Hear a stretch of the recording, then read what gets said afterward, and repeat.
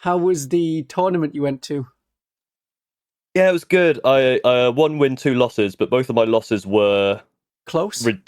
ridiculously close. Like literally, my first one, I lost against guard by 2 points, and it was to the point where I was just like going, "What's left in my deck? Can I replace my 4 VP with a 6 VP and get a Yeah, draw?" yeah. I've No, been in games god like damn that. it. And then the second one, we basically got to the very end, like out of time, had to submit score. We were looking at it going, "Okay, I think because you can't stop my sabotage, I win." But the problem is the one unit he could have stopped sabotage with was made him have hold more, so he won by 3 points instead. I was like, ah. So that one was also very close. And then Oh. the third game I won quite handily. It was a full Wraith Eldari list, which I was like, hell yeah, because I want to try that. I've played against them before. They're horrible last edition. They came up so much last edition. But Yeah, this edition, they're not as good because it's like the detachment rule is you get to have the army rule for your army. yeah, and the problem with it, I think, as well, was like because D scythes are they're strength 7, right, which is scary for me. I'm not used to things being good against T7 and Yep. -3 as well, 1 damage, but they're 12-inch range. So Yeah. and he had 3 Wraith Lords, and I think I killed all 3. He had one on his home, which I killed near the end, but the first 2 I killed like turn 2, turn 3, just picking up Centurions, dropping them down, killing a Wraith Lord. They are relatively easy to take down. You have to remember they're like old 40k models, so Carnifex, Yeah, Wraithlord, basic Dreadnought, they're all in that lower stat line. yeah, and Because you then need he to buy the just new couldn't get. things, Paul. Yeah, and then he just couldn't quite get the movement. But and to be fair, some of his dice were shocking. I think I did an Overwatch with An my Eldar 6 Assault player who Cents. couldn't get the movement? I've I never know, right? heard of such a thing. Yeah, I did an Overwatch with my Assault Centurions with the six Flamers, and I got 31 hits. And That then he had seems two. statistically unlikely.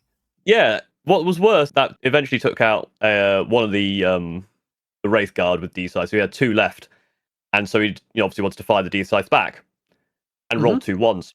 So Oh, that's the torrent weapons for you. I get 31 hits, he gets 2. yeah. Um, There was no Wraith yeah, Knight? no Wraith Knight, no. Okay, He that's had, maybe where they're missing out. yeah, 3 Wraith Lords, 5 squads total of Wraith Blade / Guard, maybe 6. I have And then he seen had, more armies like that. I assume that he yeah, got it from the Combat Patrol magazine. yes, it seemed like a very Combat Patrol heavy one. And he had Storm Guardians as well with some Warlocks in there. Oh, definitely the Combat Patrol magazine then.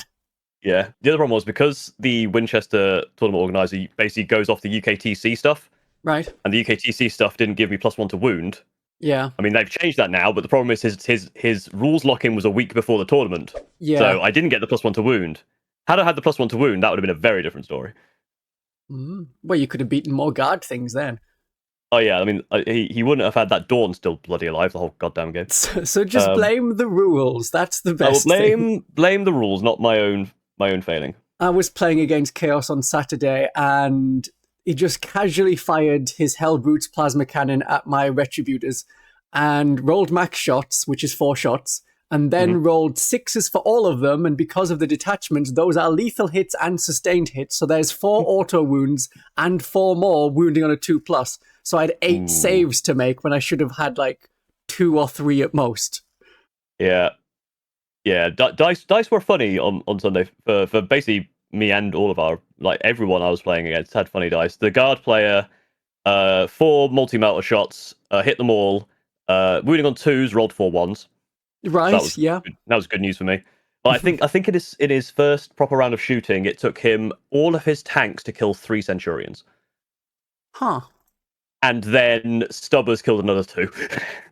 As is always the way. As is the way. Yeah, it was a good event. And I think the main thing is that I did really well scoring. Like, I think total points across all 3 games, only the top 10 out of 60 something had more points than me overall.